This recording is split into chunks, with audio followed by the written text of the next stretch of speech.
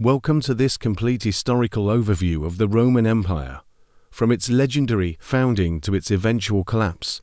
This video will take you through the major events, personalities, and transformations that shaped the Roman Empire over the course of more than 1,000 years. Buckle up as we explore one of the most significant empires in world history.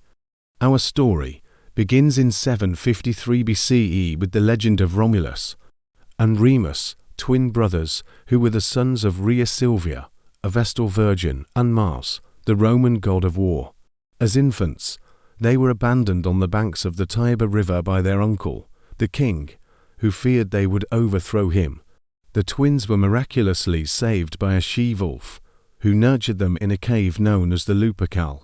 Eventually, a shepherd named Faustulus found them and raised them as his own.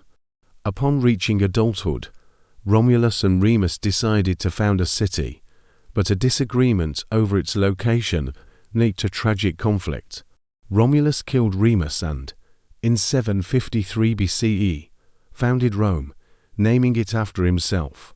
This mythical tale provided Rome with a divine origin and a narrative of power founded on violence and rivalry. However, history paints a more grounded picture. Archaeological evidence suggests that Rome began as a cluster of small villages on the Palatine Hill, gradually merging into a single settlement. Its location along the Tiber River made it ideal for trade and defense. Following its legendary founding, Rome was ruled by a series of 7 kings.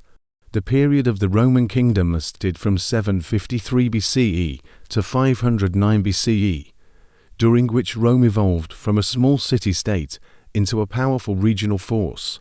Each king contributed to shaping early Roman institutions. For instance, Romulus, the first king, established the Roman Senate, an advisory body made up of the city's leading aristocrats, which later played a critical role in Roman politics.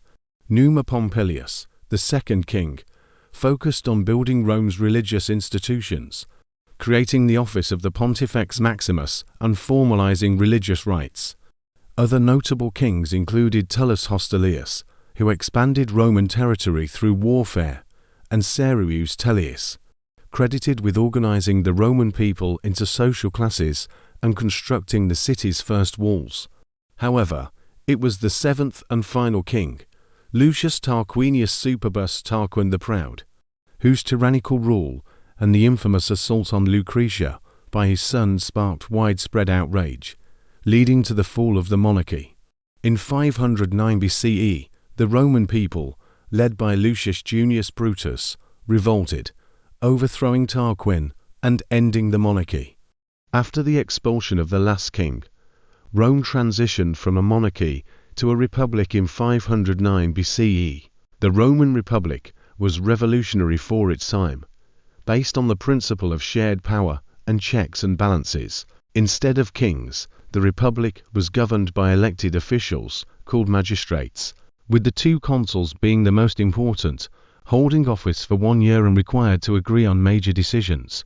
A key element of the republic was the Senate, composed of Rome's most powerful aristocrats. The Senate controlled finances, foreign policy, and military decisions, although real power fluctuated between the Senate and the popular assemblies. However, the Republic was far from a democracy. Roman society was divided into 2 main classes: the patricians, aristocratic families, and the plebeians, common people. For many years, only patricians could hold high office, leading to significant tension. This resulted in the conflict of the orders, a centuries-long struggle during which plebeians fought for and gradually won greater political equality. Over time, important reforms were enacted, such as the 12 Tables of Law, Rome's first written legal code, and the establishment of the office of the tribunes of the plebs, who had the power to veto decisions made by patrician officials. Rome's early republic focused on securing its position in Italy, gradually conquering neighboring tribes and cities. By 264 BCE, Rome controlled most of the Italian peninsula. The real test of Rome's power came with the Punic Wars, a series of 3 wars against the powerful North African city-state of Carthage. The First Punic War 264–41 BCE began as a conflict over control of Sicily. After a long and costly struggle, Rome emerged victorious, forcing Carthage to pay heavy reparations and cede Sicily, marking Rome's first overseas province.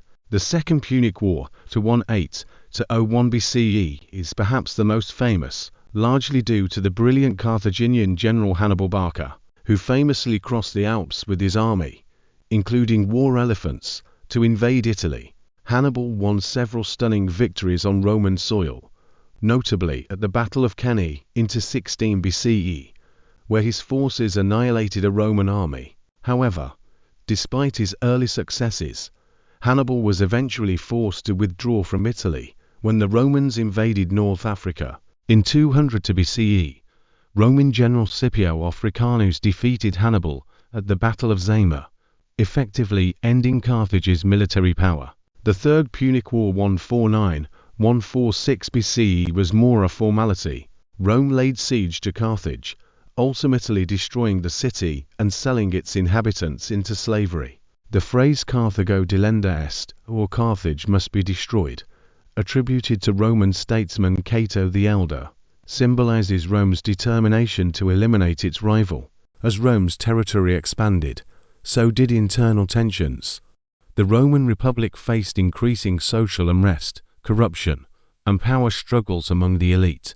In 133 BCE, the Gracchi brothers, Tiberius and Gaius Gracchus, attempted to implement land reforms to address growing inequality between the rich and poor. Their efforts, however, were met with violent opposition, and both were assassinated. The late Republic was marked by a series of civil wars among powerful generals vying for control. The most famous of these figures was Julius Caesar, who emerged as one of the most powerful men in Rome. In 49 BCE, after years of military success, Caesar crossed the Rubicon River with his army, famously declaring, "The die is cast," signaling his intent to challenge the Senate's authority.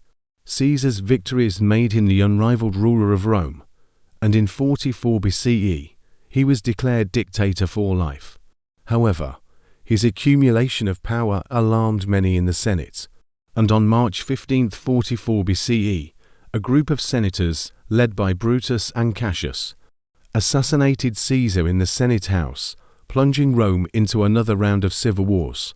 After the chaos, Octavian, Julius Caesar's adopted son, emerged as the victor, following his defeat of Mark Antony and Cleopatra at the Battle of Actium in 31 BCE.